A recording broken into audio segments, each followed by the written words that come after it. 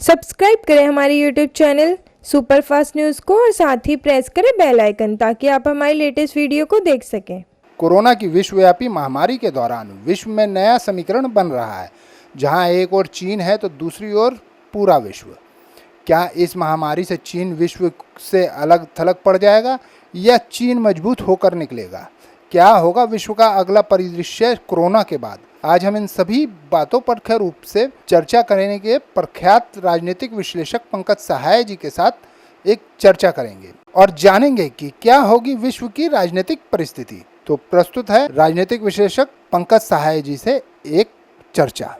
पंकज जी, इस समय विश्व में कोरोना के लेकर के जो विश्व में तनाव बना हुआ है और खासतौर से अमेरिका और चीन के जो बीच में विवाद चल रहा है, इसके विषय में आप क्या कहेंगे? कि जितेंद्र जी, कोरोना महामारी विश्व में फैलने के बाद राष्ट्रों के बीच संबंधों को अगर अंतर्राष्ट्रीय स्तर पर देखा जाए तो जो ध्रुवीकरण होता है राष्ट्रों के बीच का, तनाव की जो स्थिति बनी हुई है, अगर उनको आकलन किया जाए तो एक तरफ चाइना, दूसरी तरफ अमेरिका, इन दोनों के बीच एक भारी तनावपूर्ण स्थिति बनी हुई है। अभी जो हाल फिलहाल के समाचारों के द्वारा, टीवी चैनलों के द्वारा, खबरों के द्वारा, सोशल मीडिया के द्वारा या और भी जो रिसोर्स हैं, माध्यम हैं जानकारी जुटाने के लिए, उसके द्वारा जो स्थिति बनी हुई है उस पर हम आकलन अगर करें तो भारत बहुत ही बारीकी से इस पर नज़र बनाए हुए है।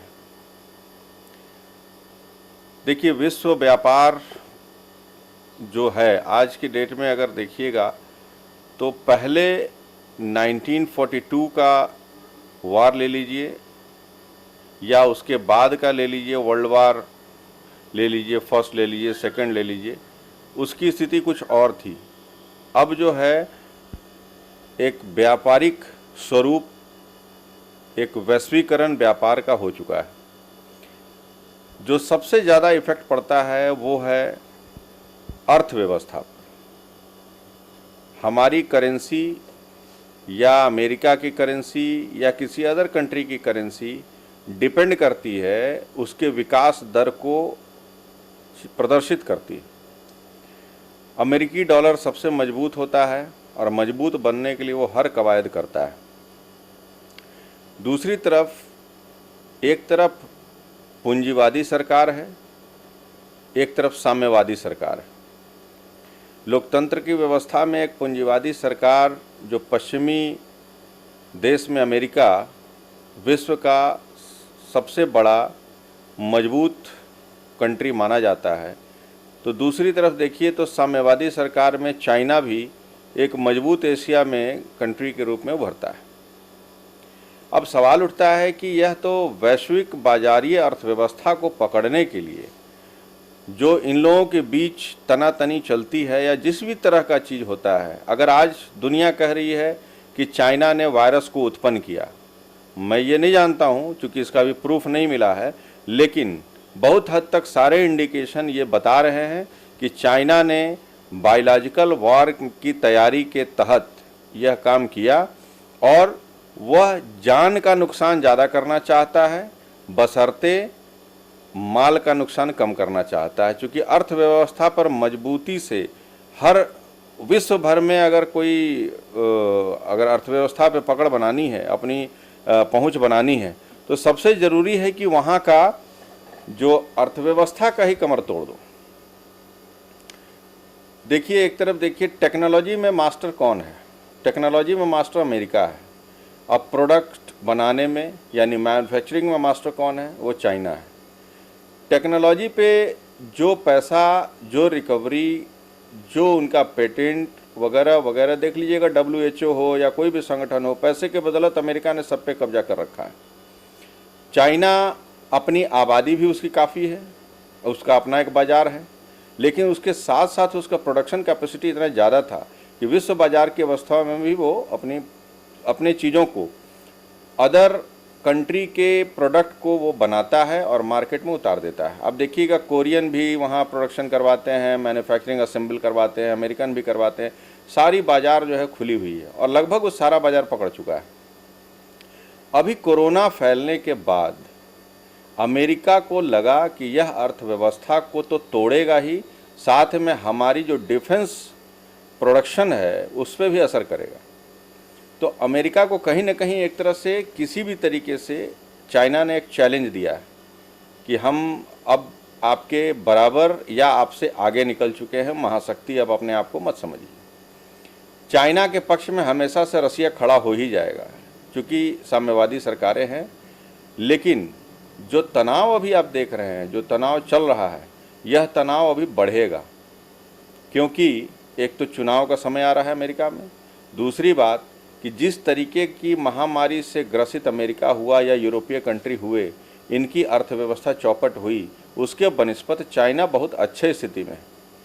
चाइना ने अपने आप को नियंत्रित कर लिया, चाइना हर तरीके से सक्षम है। यही कारण है कि अमेरिका देख रहा है तो अब जो लड़ाई होती है वो अर्थव्यवस्था को ही लेकर होती है, चाहे वो कन्वेंशनल वार हो, चाहे वो किसी तरह का वार हो। ये लड़ाई हो सकती है, संभावना है, थोड़ी बहुत होगी, चाहे उसमें डिफेंस सिस्टम को यूज़ किया जाएगा, ऑफेंसिव कौन होगा, डिफेंसिव कौन होगा, ये वक्त बताएगा। लेकिन कुल मिलाकर के बाज़ार को पकड़ने का काम है और इसी में कोरोना वायरस को लेकर के कई कंपनियां इसके वैक्सीन को लेके आएंगी, इसके आगे आने वाले कार्यक्रम को बढ़ाएंगी कि कैसे इनको रुका जाए। बहुत सारी चीज़ें होंगी, इसमें अमेरिका एक बहुत बड़ा रोल प्ले करेगा और चाइना उसको रोकने की कोशिश करेगा। तो इसको ले करके जो तनातनी चल रही है, इसके पीछे बहुत बड़ा कारण है और लड़ाई होगी या नहीं होगी, लेकिन विश्व में एक अशांति की व्यवस्था उत्पन्न हो रही है और यह कहीं न कहीं जा कर के मुझे लगता है कि अंतर्राष्ट्रीय परिदृश्य में सभी राष्ट्र के लोगों के लिए, सभी राष्ट्राध्यक्षों के लिए एक चिंतनीय विषय है। और चाइना भी कहीं से भी कमज़ोर मुझे नहीं लगता है कि वो साबित होगा अमेरिका के लिए लड़ाई की स्थिति में। लेकिन चूँकि चाइना ज़्यादा फोकस करता है वायरल इन्फेक्शन या बायोलॉजिकल वार में, मुझे लग रहा है कि ज़्यादा तैयारी करके रखा है जो इस तरह की हो रही है, तो वो ज़्यादा खतरनाक है। इसलिए सभी राष्ट्रों को मिल करके उस पर दबाव तो बनाने ही पड़ेंगे और चाइना कहीं ना कहीं बैकफुट पे जा रहा है। ऐसा नहीं है, चाइना की जो उनके प्रीमियर की जो बातें हैं, उनका जो जिस तरह का कानून या जिस तरह की चीज़ें वहाँ हो रही हैं, उससे लग रहा है कि अमेरिका इतना एग्रेसिव है, लेकिन वो एग्रेसिवनेस चाइना में दिखाई नहीं दे रहा है, वो बैकफुट पे थोड़ा जा रहा है। लेकिन इससे संभलना पड़ेगा। इसका मतलब यह नहीं है कि वो पीछे हट गया है, कुछ न कुछ उसकी भी तैयारी है। तो बहुत हद तक ये लगता है कि ये अर्थव्यवस्था पे नियंत्रण के लिए ये लड़ाई है और कुछ नहीं। पंकज जी, चीन और अमेरिका के बीच जो ये चल रहा है विवाद, उसमें भारत कहाँ खड़ा है? देखिए, चीन और अमेरिका के तनावपूर्ण स्थिति जो बनी हुई है उसमें भारत एक महत्वपूर्ण रोल अदा करता है। देखिए, भारतीय बाज़ार बहुत बड़ा बाज़ार है और भारतीय बाज़ार को एक्सप्लोर करने के लिए अमेरिका हो, यूरोप हो, सभी ललायित रहते हैं। आप देख लीजिएगा, यहाँ इंफ्रास्ट्रक्चर में हो, चाहे जापान को ले लीजिए, कोई भी हो, यहाँ तुरंत पैसा देने के लिए तैयार रहते हैं। एशियन डेवलपमेंट बैंक हो, वर्ल्ड बैंक हो, सभी लोग यहाँ पैसा देने को तैयार रहते हैं। क्यों? क्योंकि उनको पता है कि यहाँ से रिटर्न हमारा अच्छा होगा और तमाम तरह के इन्वेस्टर भी इंडिया में आने को तैयार होते हैं जब भी भारत सरकार ऐसा कॉल करती है कि हमारे यहाँ आइए और पैसा लगाइए। और इस बार कोरोना का जो समय है, जब ये समाप्त होगा, तो हमारे देश के प्रधानमंत्री ने कहा है कि सभी राज्य एक नए स्वरूप के लिए अपने आप को तैयार करें। यानी एक बाज़ार विकसित होने वाली है जिसका बहुत बड़ा केंद्र भारत होगा, प्रोडक्शन में भी और मार्केट में भी। रही बात चाइना और अमेरिका, जब ये दोनों लड़ेंगे, अब जैसे अमेरिका ने अभी क्या किया है कि इनकी बहुत सारी कंपनियों को वहाँ से अपने यहाँ से ब्लैकलिस्ट कर दिया है। उनके वहाँ जो रजिस्ट्रेशन था वो कैंसिल कर दिया। उनके काफ़ी शेयर होल्डर होंगे, उनके पैसे भी डूब सकते हैं। तो चाइना के खिलाफ जो अमेरिका की कार्रवाई है वो बहुत हद तक ऐसी कार्रवाई है जिससे आर्थिक नुकसान चाइना को बहुत ज़्यादा होने वाला है। तो इस बाबत ऐसी स्थिति जब बनेगी तो दुनिया की जो बड़ी कंपनियां हैं वो मूव करेंगे इंडिया की ओर, क्योंकि मैन पावर की जहां तक बात है और टेक्नोलॉजी की बात है, दोनों स्थिति में तो इंडिया बेहतर स्थिति में है चाइना के बाद। लेकिन चाइना में चूंकि अब अगर अमेरिका के लीडरशिप में अगर 36-37 कंट्री अगर चाइना को बाइकआउट कर रहे हैं और अमेरिका इस चीज़ को साबित करने में लगा है कि यह जो कोरोना वायरस आज जो दुनिया को तबाह किया इसका कारण चाइना है और चाइना की ही उत्पत्ति है और यह कोई नेचुरल नहीं, ये क्रिएटिव है चाइना के द्वारा, तो उस केस में अब चाइना के मार्केट को एक्सप्लोर करने के लिए बाकी कंट्री नहीं जाएंगी, क्योंकि वो एक प्रोडक्शन हब था और उनका मैन पावर इतना ज़्यादा था कि चाइना किसी भी रेट में अच्छी चीज़ भी बनाता था, लो क्वालिटी चीज़ भी बनाता था और सभी लोग वहाँ से लेके आते थे। और इवन इंडिया में ही ले लीजिए, इंडिया में स्थिति ये बनती थी कि यहाँ से लोग जाते थे, वहाँ से चाइनीज आइटम लेके आते थे या वहाँ ऑर्डर दे आते थे कि मेरा ये तैयार कर दो, बड़े सस्ते दर पर यहाँ आकर भेज जाते थे। तो जो लोग घरेलू हमारे उत्पादक थे ये कहीं भी उसके प्राइस में नहीं टिकते थे। दूसरी बात कि यह है कि अगर इंडिया अभी बहुत ही एक तरह से देखा जाए तो बारीकी तरीके से दोनों के संबंधों पे नज़र रखा है और इंटरनेशनल मार्केट को कैप्चर करने में लगा हुआ है। जैसे ही बाहर की कंपनियों को यहाँ पे तमाम तरह की फैसिलिटी दी जाती है, राज्यों में अर्थव्यवस्था सुधारने के लिए उनको बेसिक इंफ्रास्ट्रक्चर की स्थिति दी जाती है, यहाँ जो लाल फीताशाही का चक्कर है, जो तमाम तरह के क्लियरेंस लेने पड़ते हैं, सिंगल विंडो सिस्टम पे काम होता है, तो बाहर की कई कंट्री की कंपनियां यहाँ अपना बनाएंगी। हाल के दिनों में आपने सुना होगा आगरा में एक मल्टी ब्रांड की कंपनी है जूता बनाने की, वो काफ़ी मैन्युफैक्चरिंग यहाँ शुरू करने वाली है। तो रोजगार के भी साधन बढ़ेंगे, अर्थव्यवस्था तो मजबूत होगी ही। लेकिन जहाँ अगर लड़ाई होती है तो लड़ाई की स्थिति में क्या होगा कि अभी तो जहाँ तक न्यूक्लियर वार की संभावना तो मुझे नहीं लग रही है, कन्वेंशनल वार की संभावना लग रही है कि शायद कुछ अमेरिका करे तो चाइना उसका जवाब देने में इनको भी हिट करे। ऐसी स्थिति में क्या होगा कि मार्केट इंडिया का ग्रोथ ले लेगा, लेकिन हमारा पड़ोसी देश जो पाकिस्तान है वह इस फिराक में ज़रूर रहेगा कि किसी न किसी तरीके से इंडिया में ऐसा डिस्टर्बेंस पैदा करें और उसमें चाइना का सहयोग होगा। इसीलिए देखिएगा चाइना अभी अरुणाचल बॉर्डर ले लीजिए, इधर ले लीजिए, लद्दाख ले लीजिए, बहुत जगहों पे वो क्लेम जहाँ करता है वहाँ आए दिन कुछ न कुछ डिस्टर्बेंस करता है। तो नेपाल की स्थिति ले लीजिए, हमारा पड़ोसी कंट्री में हिंदू राष्ट्र एक वहाँ डिक्लेयर्ड हिंदू राष्ट्र है, तो वहाँ भी तरह तरह की चीज़ें करते हैं। और पाकिस्तान इस्लामिक राष्ट्र घोषित राष्ट्र है और हिंदुस्तान एक सेकुलर देश है, यहाँ सभी धर्मों के लोग रहते हैं। तो बहुत सारी चीज़ों को अगर समायोजन किया जाए तो देखा जाए तो इंडिया बहुत ही अच्छे स्थिति में है, बशर्ते सरकार बहुत अच्छे से अगर इसको ढंग से टैकल करती है वर्ल्ड के सिचुएशन को, तो हमारे ख्याल से इंडिया में आने वाले इन्वेस्टर्स की कमी नहीं रहेगी, इंडिया में रोजगार बढ़ेगा, इंडिया की करेंसी भी बढ़ेगी और हमारा रिजर्व भी जो रेशियो है वो भी बहुत अच्छा रहेगा। रही बात डॉलर देख लीजिए कि अभी हमारा इंडियन करेंसी डॉलर के मुकाबले बहुत गिर गया था, लेकिन वर्ल्ड में अभी यह तो तय होता है पेट्रोल पे, डीजल पे, ऑयल पे। तो क्रूड ऑयल की कीमत आपको भी दुनिया को सबको पता है कि आज कहाँ जा रही है और हमारे पास अभी रिजर्व इतना ज़्यादा है इंडिया में कि अभी हमारे पास शायद रखने की, जैसा खबर मिली है कि रखने की जगह ही नहीं। अभी हमारे यहाँ 10 दिन का पेट्रोल या क्रूड ऑयल ये चीज़ें पड़ी रहती हैं कि 10 दिन तक हम लोग इसको सर्वाइव करने के लिए है।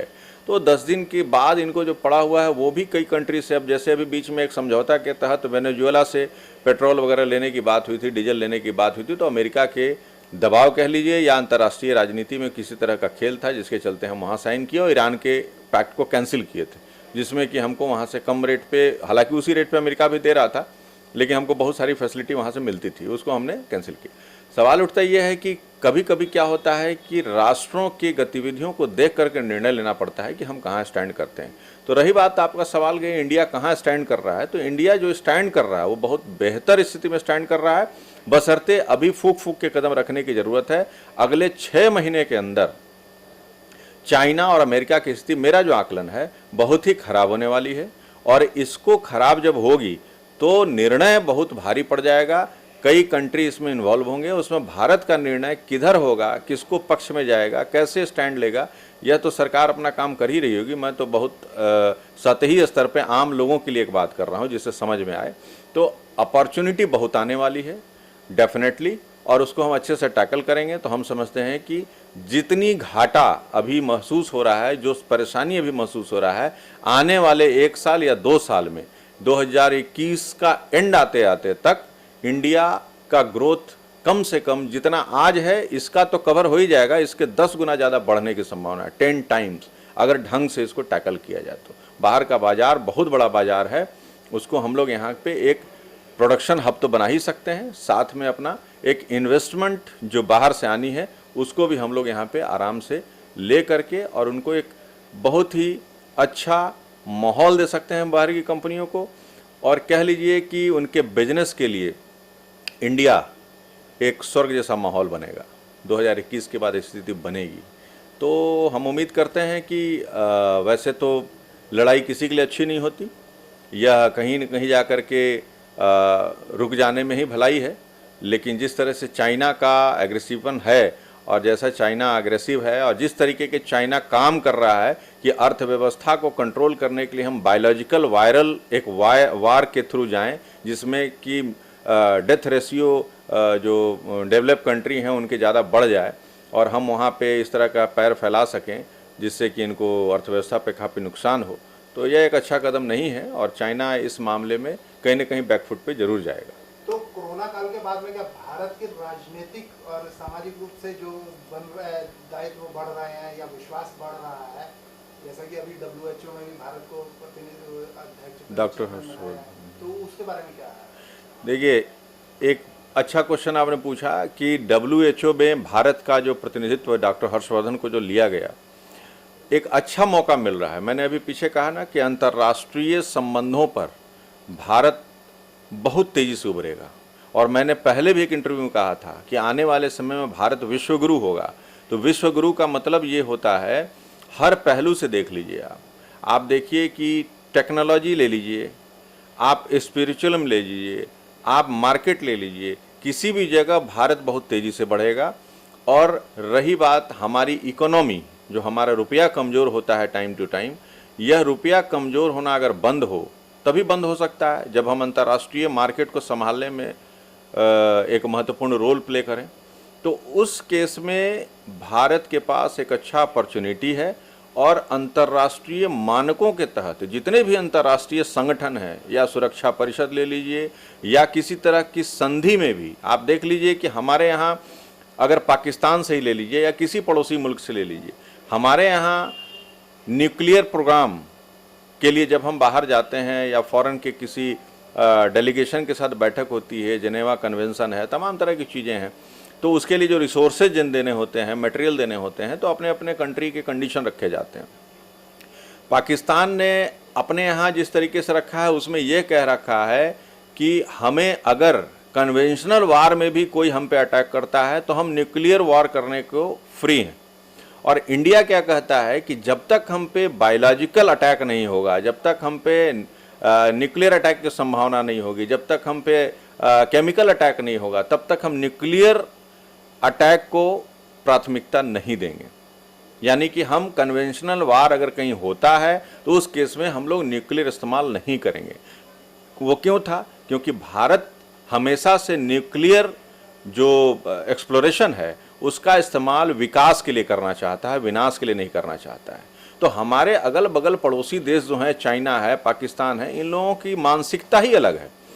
अगर ये लोग ऐसे लोग हैं तो कहीं ना कहीं इस तरफ एशियन कंट्री में अगर इनकी आपस की लड़ाई बनती है तो उस केस में भारत जरूर एक अच्छा रास्ता बीच बीच का तय करेगा और बहुत तेज़ी से आगे बढ़ेगा। हम उम्मीद ऐसा ही करते हैं, और सरकार द्वारा भी ऐसे कदम पिछले से लेकर अभी तक उठाए गए हैं कि हर कदम पे हम लोगों को एक सीढ़ी पायदान ऊपर चढ़ने के लिए ही मौका मिला है, हम लोग पीछे नहीं हुए हैं।